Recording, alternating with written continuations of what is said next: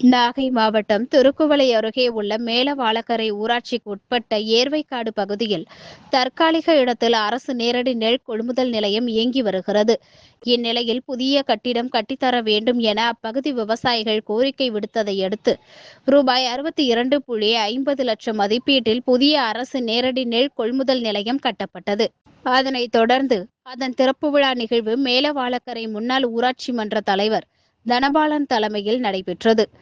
சிறப்பு விருந்தினராக திருக்குவளை கல்வி வளர்ச்சி அறக்கட்டளை உறுப்பினர் மலர்வண்ணன் பங்கேற்று கொள்முதல் நிலையத்தை திறந்து வைத்தார். இந்நிகழ்வில் பட்டியல் எழுத்தர் பாரத், உதவியாளர் ஜெயவேல், கிளை செயலாளர் முத்துகிருஷ்ணன் மற்றும் நிர்வாகிகள் சுகுமார், கவிராஜ் உள்ளிட்ட பலர் பங்கேற்றனர்.